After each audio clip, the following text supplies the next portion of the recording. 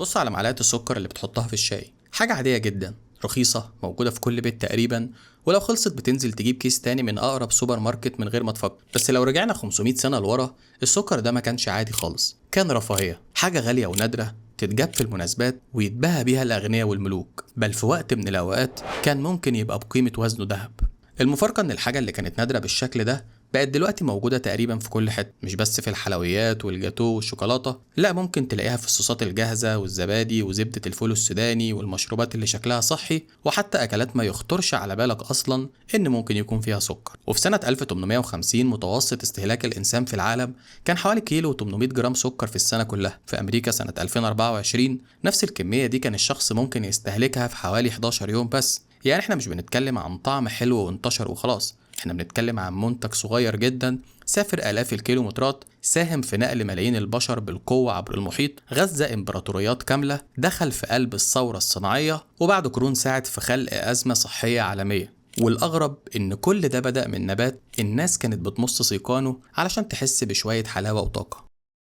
بداية الحكاية كانت في غينيا الجديدة، هناك الناس استأنسوا نبات قصب السكر. في البداية ما كانش عندهم أكياس سكر أبيض ولا مكعبات ولا مصانع، كانوا ببساطة بيمصوا القصب نفسه، طعمه حلو وبيديهم طاقة. فالنبات بدأ يتحرك مع طرق التجارة ناحية الغرب ووصل الهند والصين. وفي الهند تحديدا حصلت خطوة مهمة جدا، بدل ما يفضل الطعم الحلو ده محبوس جوه عود القصب، الناس عرفوا يطلعوا العصير ويحولوه لمادة صلبة ممكن تتخزن وتتاجر فيها. بعدها القصب كمل رحلته ناحية فارس، ولما العرب سيطروا على الإمبراطورية الفارسية عرفوا السكر وأعجبوا بيه وبدأوا ينقلوا زراعته للمناطق اللي وصلوا ليها. وبعدين جه دور الصليبيين، لما وصلوا للشرق قابلوا منتج غريب بالنسبة لهم، حاجة طعمها حلو جدا بتطلع من نبات والناس بتمص ساقه علشان العصير. بالنسبة لنا النهاردة الموضوع ده عادي جدا، كام عود قصب تمصهم أو شوب عصير من على أي عصارة قريبة. بس تخيل واحد في أوروبا في الزمن ده أول مرة في حياته يدوق حلاوة مركزة بالشكل ده. العسل موجود والتمر والعنب كانوا موجودين، لكن السكر كان مختلف، ينفع يتخزن، يتحط في مشروب، يدخل في أكل، ويتنقل من مكان لمكان، وكان له استخدام طبي كمان في زمن كان الإسهال فيه ممكن يبقى قاتل. شوية مية بسكر كانت على الأقل بتدي المريض مصدر سريع للطاقة. السكر فعلا كان جذاب من أول مرة، لكن مشكلته الوحيدة إنه كان غالي جدا. سنة 1226 ملك إنجلترا طلب من تاجر رايح القاهرة إنه يحاول يجيب له حوالي 3 أرطال من السكر، وقال له الطلب ده بطريقة كده اللي هو لو عرفت تلاقي أصلا الكمية دي 3 أرطال، يعني بنتكلم في حوالي كيلو وشوية. بالنسبة لملك إنجلترا وقتها كانوا حلم.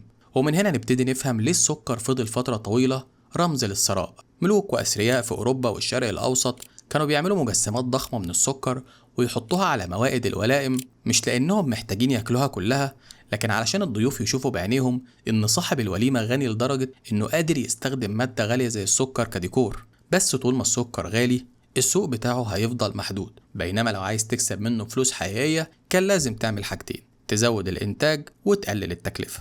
وهنا السكر هيتحول من مجرد محصول حلو لحاجة شكلت جزء كبير من التاريخ اللي احنا عايشين نتيجته لحد النهاردة. في البداية السكر كان محصول بيتزرع وسط محاصيل تانية، فلاح عنده أرض يزرع حاجات مختلفة ومن ضمنها قصب السكر. لكن بعد كده ظهر نموذج مختلف تماما، أرض ضخمة بعيدة عن السوق، مملوكة أو ممولة من مستثمرين، كل هدفها إنتاج محصول واحد للبيع، ومحتاجة عدد كبير جدا من العمال يشتغلوا فيها. النموذج ده اسمه المزرعة الكبيرة أو البلانتيشن. النموذج ده بدأ يتشكل في البحر المتوسط وبعد كده وصل لأقصى درجاته في الكاريبي. وفي نفس الوقت إنتاج السكر في مصر اتضرر بشدة مع الطاعون الأسود والغزو المغولي، فأوروبا بقى عندها سبب أكبر إنها تدور على مصادر سكر خاصة بيها. مزارع ظهرت في قبرص وكريت، وبعدين اسبانيا والبرتغال اخدوا الفكره معاهم ناحيه الاراضي الجديده اللي استولوا عليها في الاطلسي، وكولومبوس نفسه اخد قصب السكر للعالم الجديد. القصب بدا يتحرك ابعد وابعد لحد مناطق في امريكا الجنوبيه، وكل ما ارض جديده تدخل اللعبه السؤال نفسه بيرجع تاني، مين هيزرع، مين هيقطع، مين هيشغل المطاحن، مين هيقف بالساعات في الحراره قدام العصير المغلي. لان قصب السكر عنده مشكله كبيره جدا، قصب السكر محصول محتاج بشر، ومش بس بشر كتير جدا. لو حبينا نقارنه مثلا بزراعة زي البطاطس فهنلاقيها أبسط بكتير، تزرعها، تستنى، تطلعها من الأرض وتبدأ تستخدمها. القصب بقى لأ، محتاج ناس تزرع وتحصد وتقطع، وبعد ما يتقطع الساعة بتبدأ تعد. مفيش وقت للراحة لأن عندك تقريبا يومين بس تطلع العصير من القصب قبل ما يبوظ. يعني مفيش رفاهية إن العمال يهدوا أو المصنع يقف شوية، القصب لازم يدخل المطحنة بسرعة. وهنا لازم نقف وقفة عند المطحنة دي تحديدا. واحدة من أهم الآلات كانت مطحنة فيها 3 اسطوانات القصب بيدخل بينها علشان يتعصر. طب لو إيد عامل دخلت بالغلط مع القصب، أكيد الآلة مش هتفرق. عشان كده كانوا بيخلوا سواطير قريبة من المطحنة. لو إيد اتسحبت جوه، الحل أحيانا إنهم يقطعوها بسرعة قبل ما بقية جسم العامل تدخل معاها. وبعد العصر بيجي الغلي. العصير بيتحط على النار لحد ما المية تتبخر، واللي عمل كراميل في البيت عارف ان السكر المغلي لو لمس الجلد ما بيبردش فورا، بيفضل ماسك في الجلد وهو ساخن. تخيل بقى ده على مستوى مصنع وفي ظروف عمل قاسية طول اليوم. فهنا انت بالفعل قدام معادلة مرعبة. مزارع السكر كانت محتاجة عدد ضخم من العمال، وفي نفس الوقت كانت بتستهلك العمال نفسهم بمعدل مرعب. الأوروبيين جربوا عمالة محلية قصرية، وجربوا عمال أوروبيين بعقود، بس الأعداد ما كانتش كفاية، والناس اللي كانت بتسافر للعمل في الظروف دي كتير منهم كانوا بيموتوا بسرعة. فأصحاب المزارع بصوا للناحية التانية من المحيط ناحية أفريقيا. الأسبان والبرتغاليين كانوا بالفعل بدأوا يستخدموا شبكات تجارة العبيد الموجودة في أفريقيا، وباقي القوى الأوروبية شافت النموذج ده، وعلى طول بعدها الهولنديين والفرنسيين والإنجليز دخلوا المنافسة، وكل واحد عايز مستعمرات ومزارع ونصيب من أرباح السكر. ومع توسع المزارع الطلب على البشر زاد بصورة غير مسبوقة. في النهاية حوالي 12.5 مليون إنسان اتنقلوا بالقوة عبر المحيط الأطلسي.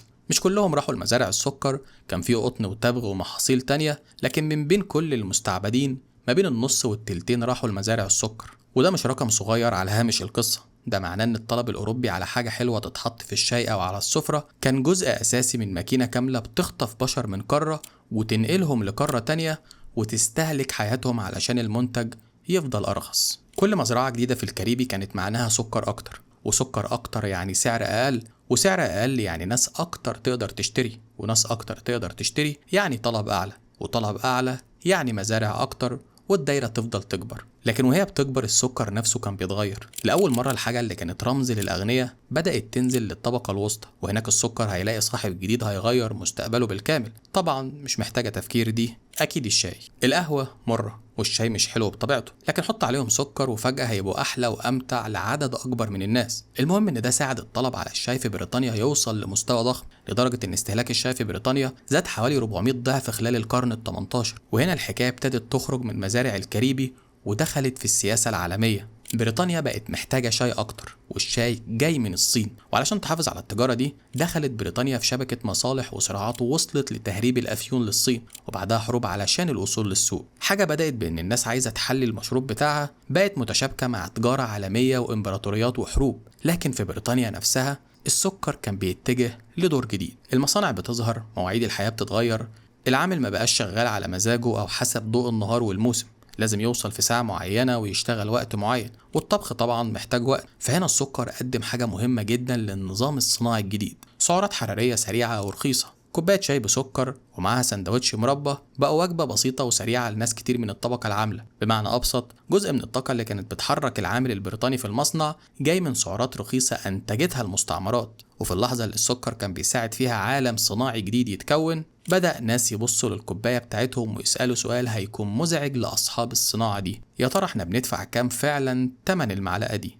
جامعات كتير في الوقت ده بدأت تعترض على استعباد البشر، وطلع منشور بيدين استهلاك السكر وبيتكلم عنه كمنتج عليه بقع من دم الإنسان. الفكرة انتشرت بشكل ضخم، وحوالي 250 ألف نسخة من المنشور اتطبعت، والرسالة كانت بسيطة جدا: لو احنا بنشتري السلعة يبقى احنا بشكل ما بنشارك في الجريمة اللي ورا إنتاجها. فناس بدأت تقاطع السكر المنتج بعمالة العبيد، وبقوا بيستخدموا أواني سكر مخصوصة بيبينوا بيها قدام الناس إن السكر اللي عندهم مش ناتج عن العبودية. احنا النهاردة طبعا متعودين على كلام زي الاستهلاك الأخلاقي والمقاطعات، لكن في الوقت ده دي كانت أول مقاطعة استهلاكية من النوع ده. بس المشكلة إن السكر وقتها ما كانش بيأكل أصحاب المزارع بس، السكر كان حواليه اقتصاد كامل. سفن بتنقل العمال، والسفن دي نفسها محتاجة حبال ومعدات، أسلحة، مراسي، خشب، مناشير، معدات زراعية، وعشرات الآلاف من الناس اللي شغلهم مرتبط بالتجارة دي بشكل أو بآخر. وعلشان كده لما ناس طلبت بإيقاف تجارة العبيد، كان قدامهم ناس تانية شايفة إن إيقافها معناه إن تجارتهم العملاقة دي نفسها في خطر. السكر خلاص ما بقاش منتج، بقى نظام مصالح كامل. في النهاية الضغط الشعبي والسياسي ومعاه ثورات كبيرة للعبيد زي الثورة في هايتي ساعدوا الحركة المناهضة للعبودية إنها تكسب أرض. تجارة العبيد والعبودية اتمنعوا في الأراضي البريطانية، وهنا ممكن تقول خلاص الحكاية انتهت، لكن خليني أقولك لأ. أماكن تانية زي البرازيل وكوبا فضلت تستخدم عمالة العبيد، وفي سنة 1850 نص سكر العالم تقريبا كان لسه بيتصنع بعمالة مستعبدة، والبريطانيين نفسهم رجعوا في الآخر يفتحوا أسواقهم لسكر منتج بالعبودية، لكن أصحاب المزارع اللي فقدوا العمالة المستعبدة عندهم كانوا محتاجين بديل. وهنا ظهرت طريقة جديدة، مش هنقول على الشخص عبد، هنديله عقد. بدأت موجات من الهنود والجويين والصينيين والبرتغاليين والإيطاليين تتحرك لمزارع السكر في مناطق مختلفة من العالم. بعضهم ما كانش حتى عارف هو رايح فين بالظبط، والعقد نفسه كان بيدي صاحب العمل سلطة قانونية ضخمة على العامل. الاسم اتغير، لكن الظروف في حالات كتير ما اتحسنتش بالشكل اللي ممكن تتخيله. في كوبا مثلا نص العمال الصينيين ماتوا قبل ما عقد ال8 سنين بتاعهم يخلص. يعني السكر ببساطة عرف يتكيف. كل مشاكل من أشكال استغلال العمال يبقى أصعب أو يتمنع، النظام يدور على طريقة تانية توفر عمالة رخيصة. ومع كل ده كان لسه قدام السكر مشكلة كبيرة. هو بقى متوفر أكتر لكن إزاي نخليه متوفر في كل مكان تقريبا؟ والحل جه بالصدفة من حرب أوروبية. لما نابليون كان بيحارب بريطانيا فرض حصار تجاري منع أجزاء كبيرة من أوروبا من التجارة معاه، وده معناه إن سكر القصب اللي جاي عن طريق التجارة البحرية بقى صعب الوصول له، وأوروبا كانت اتعودت على السكر. فبدأ السباق، يا ترى ممكن نطلع السكر من إيه تاني غير قصب السكر؟ تفاح، عنب، بطاطس، حتى الفطر اتجرب، لكن في الآخر نبات واحد هو اللي كسب السباق ده، البنجر.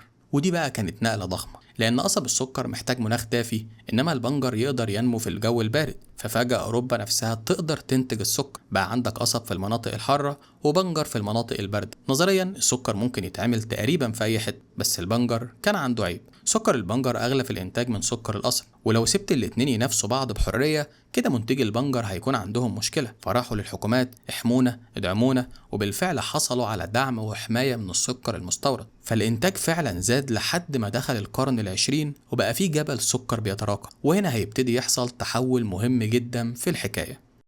طول القرون اللي فاتت المنتج كان نادر والناس عايزاه، دلوقتي المنتج موجود وبكميات ضخمة. المشكلة بقت ان الناس نفسها هي اللي مش بتاكل منه كفاية. فلو انت منتج سكر تفتكر تعمل ايه؟ تخلق طرق جديدة للاحتياج عند الناس. وهنا الحرب العالمية الأولى قدمت فرصة ذهبية. ملايين الجنود محتاجين طاقة، والسكر دخل ضمن حصصهم الغذائية. وبعدها نفس الفكرة اتكررت في الحرب العالمية التانية. جيل كامل من الناس اتعود ان السكر جزء طبيعي من الغذاء اليومي، لكن الجنود لوحدهم مش كفاية، السوق الأكبر هو البيت. وهنا التسويق بدأ يغير اللعبة. ما عندكيش وقت تعملي فطار؟ في حبوب افطار جاهزة ومليانة سكر. عايزة عصير بسرعة؟ عندك منتجات فورية. السكر كمان بيساعد بعض المنتجات تفضل مدة أطول من غير ما تبوظ، ويحسن الطعم. وبدأت المشروبات الغازية تنتشر، ودي عبقرية تجارية لو فكرت فيها. الأكل الطبيعي في مرحلة ما تاكل منه لحد ما تشبع وتوقف، إنما المشروب المحلى بالسكر تقدر تشرب منه كمية كبيرة من غير ما يحسسك بالشبع بنفس الطريقة. والأطفال بقوا هدف مهم جدا للإعلانات. واحدة من أشهر شركات حبوب الإفطار كانت بتتسوق حرفيا كأنها حلوى، ووصل السكر فيها لحوالي 70%. السكر اللي كان من كام قرن بيتحط تماثيل على موائد الملوك بقى يدخل جسم الطفل قبل ما ينزل المدرسة. لكن الحكاية طبعا ما وقفتش عند الحلويات والمشروبات. الشركات اكتشفت ان السكر ينفع يدخل في حاجات كتير جدا، فبقى موجود في اكل انت اصلا مش داخل تشتريه على انه اكلة حلوة. وهنا وصلنا للمشكلة اللي احنا عايشينها دلوقتي. انت ممكن تقرر ما تاكلش جاتوه وتكون مقتنع من جواك انك فعلا بدأت تاخد خطوات في قطع السكر او حتى تقليله، بس تفتكر هل انت كده فعلا ما بتدخلش جسمك اي حاجة فيها سكر؟ خلينا نشوف. ادخل اي سوبر ماركت وحاول تتخيل اننا شلنا كل حاجة ليها علاقة بالسكر، مش بس رف الحلويات. بص مثلا على الصوصات الجاهزة، الزبادي، زبدة الفول السوداني، المشروبات، منتجات كتير جدا هتبدأ تختفي معاه. والمشكلة الأكبر إن شكل المنتج مش دايما بيقولك كمية السكر اللي فيه. ممكن تلاقي مشروب غازي وجنبه مشروب شكله صحي مكتوب عليه إنه فيه فيتامينات ومعادن. الانطباع التلقائي طبعا إن واحد منهم مليان سكر وصودا ومضر، والتاني مفيش بعد كده مشروب صحي. لكن لما تقارن كمية السكر تكتشف إن الاتنين ممكن يبقوا متقاربين جدا في كمية السكر. يعني الإنسان في اللحظة دي ما بقاش محتاج ياخد قرار واعي أنا هاكل سكر أو لأ. السكر هو اللي بقى يجيله مستخبي جوه منتجات تانية. ومع زيادة الاستهلاك المشاكل الصحية بدأت تبان. سنة 1999 منظمة الصحة العالمية أعلنت عن وباء عالمي من السمنة. النظام الغذائي المليان بالسكر ارتبط بالسمنة وأمراض القلب والسكري. بس هنا يظهر سؤال غريب، لو الضرر بقى واضح بالشكل ده ليه السكر فضل لفترة طويلة بعيد عن الاتهام؟ جزء من الإجابة كان موجود على رف كامل في السوبر ماركت، منتجات اللايت. في الخمسينات والستينيات أمراض القلب كانت بتزيد، وأبحاث بدأت تربط المشكلة بتناول الدهون. لكن لازم ناخد بالنا من نقطة مهمة، جزء من الأبحاث دي كان ممول أصلا من صناعة السكر، وفي الوقت نفسه علماء كانوا شايفين إن السكر نفسه مشكلة، لكن أصواتهم ما أخدتش نفس المساحة. وصناعة السكر استفادت جدا من اللحظة دي. طالما الدهون هي العدو يبقى الحل واضح، نشيل الدهون من المنتجات. زبادي لايت، منتجات لايت، كل حاجة لايت. بس لما تشيل الدهون الطعم بيتغير. نعمل إيه؟ نزود السكر. فمنتج ممكن يتباع لك على انه اختيار اخف واصح لان الدهون فيه اقل، وفي المقابل يبقى حرفيا مليان بالسكر. وهنا نرجع للمشكلة الاساسية، السكر مش مادة شريرة لازم تختفي من العالم. السكر في حد ذاته مع الاعتدال ممكن يبقى جزء من نظام غذائي طبيعي. المشكلة نفسها في كلمة الاعتدال، لأنك تقدر تعتدل في حاجة لما تكون عارف إمتى بتستهلكها. إنما لما السكر يكون موجود في المنتجات الجاهزة حواليك طول الوقت، الاعتدال نفسه بيبقى أصعب بكتير. وده بالظبط اللي صناعة السكر احتاجته من بداية القرن العشرين. السلعة اللي الناس كانت شايفاها رفاهية بقت ضرورة. لو بصيت لحكاية السكر كلها من بعيد هتلاقي إنها بتشرح حاجة أكبر من الأكل نفسه. المنتج لازم يبقى أرخص، وعلشان يبقى أرخص الإنتاج يحصل في أماكن بعيدة بأقل تكلفة ممكنة، وبعدين المنتج يسافر عبر العالم كله لحد ما يوصلك بسعر يخليك ما تفكرش أصلا إزاي اتعمل. زمان التكلفة الخفية دي كانت واضحة جدا. لو بصيت للمزرعة، إنسان مستعبد عامل بيشتغل في ظروف قاتلة، أرض بعيدة بتنتج محصول واحد علشان سوق في قارة تانية. والنهاردة الصورة اتغيرت، لكن آثار النظام القديم لسه موجودة. لو بصيت على خريطة إنتاج سكر البنجر وسكر القصب هتلاقي شبه صورتين عكس بعض. البنجر متركز بدرجة كبيرة في الشمال العالمي، والقصب متركز في الجنوب العالمي. ومع إن إنتاج البنجر لسه أغلى، الاتحاد الأوروبي فضل لفترة طويلة بيدعم صناعته، فبقى السكر الأوروبي بينزل الأسواق بسعر مدعوم، ومنتجين قصب السكر في أماكن تانية يلاقوا نفسهم مش قادرين ينافسوا. لكن خليني أقولك إن حتى الممارسة الأوروبية دي توقفت بعد دعوة دولية، لكن الفكرة الأهم فضلت موجودة. السعر اللي انت شايفه على الرف مش بالضرورة هو التكلفة الحقيقية للمنتج، في تكاليف ممكن ما تشوفهاش، عمال في مكان بعيد، بيئة بتدفع الثمن، اقتصاد كامل اتبنى عبر قرون على ان المنتج لازم يوصل لك ارخص وارخص بكتير. لكن المنتجات الرخيصة دي نادرا ما بتبقى رخيصة من غير ما شخص في مكان ما يدفع جزء من الفرق، والسكر يمكن اوضح مثال على ده. وخلينا نختم بالمعلقة اللي بدأنا بيها. انت النهاردة شايف حبيبات بيضة صغيرة، لكن لو بصيت وراها هتشوف رحلة بدأت من قصب بيتزرع في غينيا الجديدة، مرت بالهند وفارس والعالم العربي، وصلت للصليبيين وأوروبا، بقت رفاهية للملوك، وبعدين المزارع حولتها لصناعة ضخمة. الصناعة احتاجت عمالة لا تنتهي، فملايين البشر اتنقلوا بالقوة عبر الأطلسي. السكر رخص فدخل بيوت الطبقة الوسطى، خلى الشاي طعمه أحلى، وساعد في تغذية عمال المصانع، وربط مستعمرات بعيدة بأسواق أوروبا. ولما الناس حاولت توقف العبودية، اكتشفوا ان حوالين السكر شبكة مصالح اكبر من المزرعة نفسها. العبودية اتراجعت فظهر اشكال تانية من العمالة القاسية، وبنجر السكر خلى الانتاج ينتشر اكتر. ولما بنجر السكر خلى الانتاج ينتشر اكتر، الانتاج زاد، فبدل ما المنتج يستنى الزبون، الصناعة بدأت تصنع زبون محتاج المنتج كل يوم. دخل السكر الجيش، وبعدين البيوت، وبعدين فطار للأطفال، وبعدين المشروبات، وبعدين الصوص، وبعدين تقريبا كل رف ممكن تعدي عليه، لحد ما وصلنا للمفارقة الأخيرة. زمان الإنسان كان محتاج يبقى غني جدا علشان يقدر يوصل للسكر. دلوقتي لو عايز تقلل السكر بجد، ممكن تكون محتاج تبذل مجهود علشان انت بنفسك تهرب منه. وده يمكن أغرب انتصار حققه السكر في رحلته كلها، إنه ما بقاش حاجة بنقرر نشتريها بنفسنا، بقى جزء من النظام اللي بيقرر لنا أصلا إيه اللي موجود قدامنا على الرف. وبس كده، أتمنى تكونوا استمتعتوا بالحلقة، وفي النهاية ما تنسوش تدعوا لوالدي بالرحمة. سلام.